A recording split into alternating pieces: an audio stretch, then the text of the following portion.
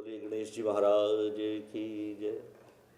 आज आप सभी भक्तों के मध्य में श्री गणेश चतुर्थी व्रत, जिसको करक चतुर्थी करवा चौथ भी कहा जाता है, ये स्त्रियों के विशेष सौभाग्य वृद्धि के लिए श्री गणेश जी महाराज का व्रत किया जाता है, जिसके विधान में शास्त्र जो हैं वे बताते हैं कि गणेश चतुर्थी के व्रत को जिस दिन करना है उससे रात्रि पूर्व भोजन इत्यादि करके और मुख शुद्धिवास करके फिर अपने शयनासन पर जाएं और प्रातः उठें। सूर्योदय से पहले, सूर्योदय से पूर्व उठ करके स्नान इत्यादि किया जाएगा।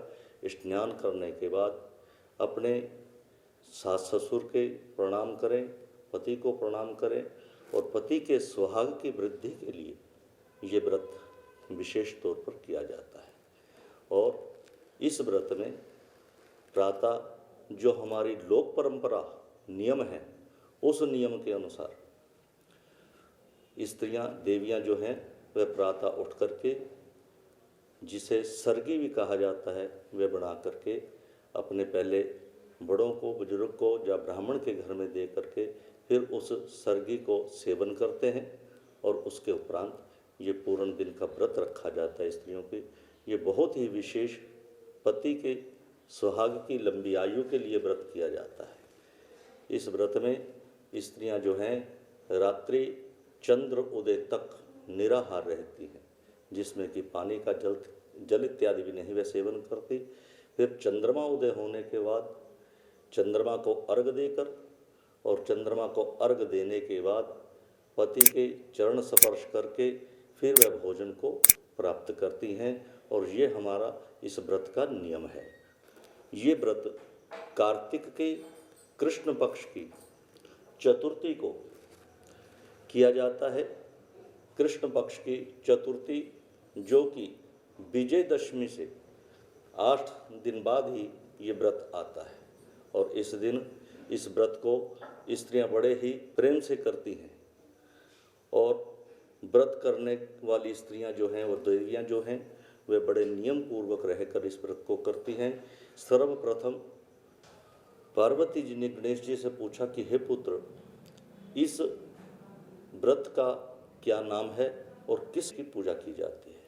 तब गणेश जी ने कहा कि हे माता, कार्तिक की कृष्ण पक्ष की जो चतुर्थी तिथि है, इसको संकटा चतुर्थी व्रत का नाम दिया गया है। इसमें सर्वप्रथम गणेश जी का पूजन करें और फिर पूर्ण दिन उपवास रखकर एक समय इसमें भोजन किया जाता है। भोजन में विशेष तौर पर उड़द की दाल का प्रयोग किया जाता है और रात्रि को चंद्रमा अर्घ देने के बाद ये भोजन किया जाता है। पार्वती जी ने कहा कि हे पुत्र, इसके विषय में मुझे विस्तार से कथा कहें। क्या विधान है इस कथा का, वे सब वर्णन कीजिए। गणेश जी ने कहा, माता, उड़द की दाल का सेवन मुख्य रूप से है और इसमें उड़द की दाल का हवन भी बहुत सी जगह किया जाता है। और चंद्रमा उदय होने के उपरांत गणेश पूजन करके गणेश जी को और चंद्रमा को अर्घ दिया जाता है। फिर ब्राह्मण को भोजन कराने के बाद स्वयं भोजन किया जाता है।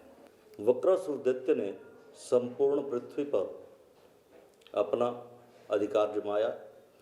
उससे दुखित होकर समस्त देवता जो थे कंदराओं में, गुफाओं में चले गए और वहाँ पर जाकर के उन्होंने भगवान की तपस्या की और भगवान विष्णु के पास पहुँचे। देवता लोग कहने लगे कि हे प्रभु, इस वक्रासुर के पापों से हम तृप्त हो गए हैं, अत्यंत दुखी हो रहे हैं, इसकी निवृत्ति के लिए कोई उपाय बताएं। तब भगवान विष्णु ने टापू पर समुद्र में उनका निवास किया और कहा कि हे देवतागण, आप समस्त, अब कार्तिक कृष्ण पक्ष की चतुर्थी तिथि आने वाली है, जो गणेश जी की प्रिय ही तिथि है। इस दिन आप संकटा चतुर्थी का व्रत करें और उस व्रत से गणेश जी आपकी रक्षा करेंगे। तब समस्त देवताओं ने भगवान विष्णु के कहने पर इस कार्तिक कृष्ण पक्ष की चतुर्थी तिथि का व्रत किया, संकटा चतुर्थी का, और हवन इत्यादि किया। उसके बाद गणेश जी महाराज वहाँ पर प्रगट्य हुए और उनके प्रागट्य से देवताओं ने अपने समस्त जो भी उनको कष्ट थे, उन्होंने उस कष्ट के विषय में गणेश जी को कहा कि हे गणाध्यक्ष, हे गजानन, आप हमारी रक्षा कीजिए, हम इस वक्रासुर के पापों से अत्यंत दुखी हैं, ये पापी हमें कुछ भी नहीं करने देता। तब गणेश जी ने उनको आश्वासन दिया कि हे देवगण, मैं तुम्हारी इस कष्टों से निवृत्ति करूँगा, आप जल्द ही इस कष्टों से निवृत्त हो जाएंगे। गणेश जी महाराज ने उनको फिर उपाय बताया कि आप कार्तिक कृष्ण पक्ष की संकटा चतुर्थी का व्रत करें और इस दिन एक समय भोजन करके धर्म प्रायण रह करके व्रत करें और रात्रि को गणेश जी और चंद्रमा को अर्घ्य दें, फिर गुरु और ब्राह्मण को भोजन कराने के पश्चात स्वयं भोजन करें, इससे तुम्हारे समस्त कष्टों की निवृत्ति होगी। गणेश जी से ये उपाय सुन करके समस्त देवता ब्रह्मा जी की शरण में गए और ब्रह्मा जी की शरण में जाकर उन्होंने सभी ब्रह्मा जी के सानिध्य में इस व्रत का अनुष्ठान किया और व्रत के अनुष्ठान करने से गणेश जी इनके ऊपर प्रसन्न हुए और वक्रासुर का वध करके जो समस्त देवताओं को कष्ट मिल रहा था उस कष्ट से निवृत्ति हुए और वहाँ से ये गणेश चतुर्थी का संकटा चतुर्थी का व्रत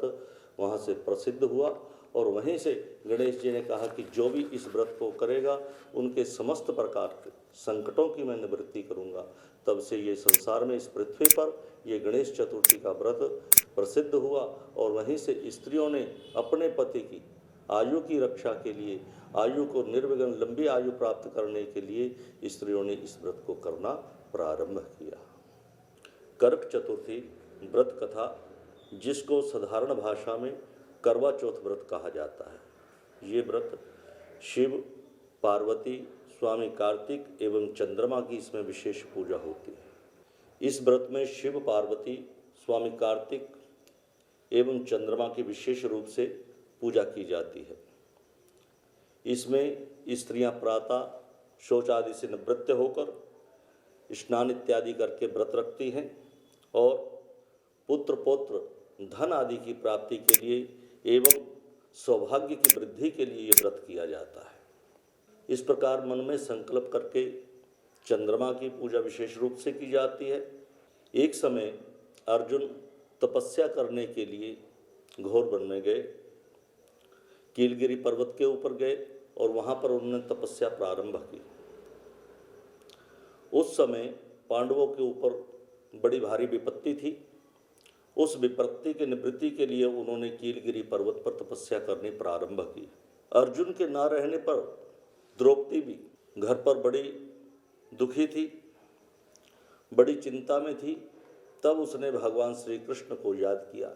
जब भगवान कृष्ण वहाँ पर उपस्थित हुए तो द्रौपदी ने हाथ जोड़ करके उनसे प्रार्थना की कि हे प्रभु, आप मेरे कष्टों के निवारण का कोई उपाय कहें।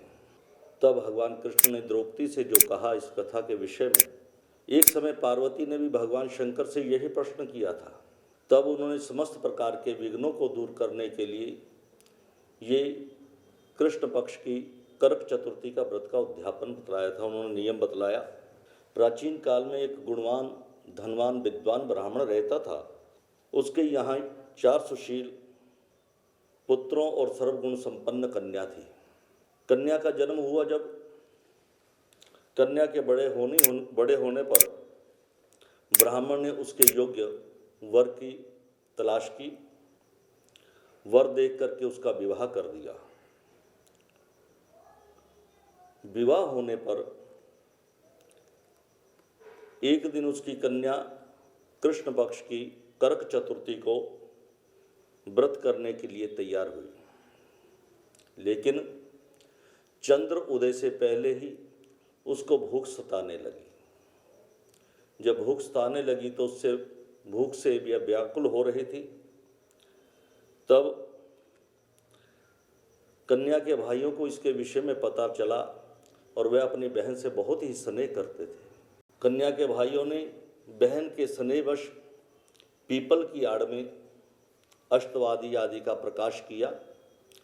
प्रकाश करके बहन को कहा कि हे बहन, चंद्र उदय हो गया है, जाकर के अर्घ दे दो और अर्घ दे करके भोजन कर लो। भाइयों के कहने पर उस प्रकाश को अर्घ दे करके भोजन किया और उस भोजन करने से उसे बड़ा भारी कष्ट प्राप्त हुआ, उसे बहुत ही दुख प्राप्त हुआ, अपने पति के प्राणों से विशोक करना पड़ा। तब उसने अन्न जल का त्याग किया।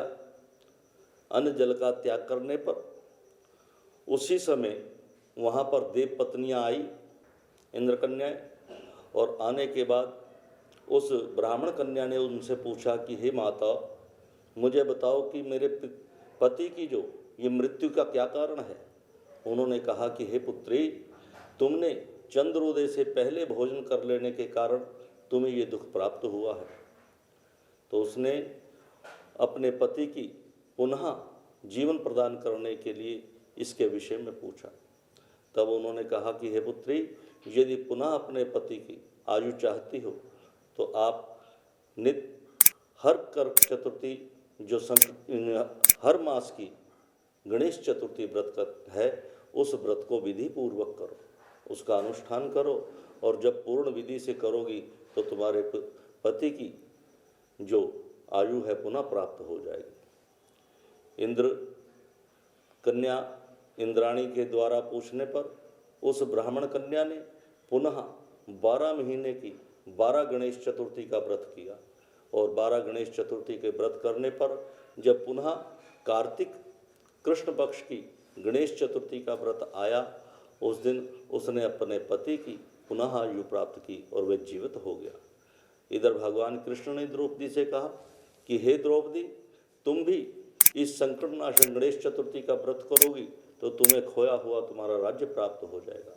भगवान कृष्ण के कहने पर द्रौपदी ने गणेश संकटा चतुर्थी का व्रत किया और उससे पांडवों का राज्य प्राप्त हुआ और कौरवों पर विजय प्राप्त हुई। ये कृष्ण पक्ष की कार्तिक कृष्ण पक्ष की गणेश संकटा चतुर्थी व्रत कथा है।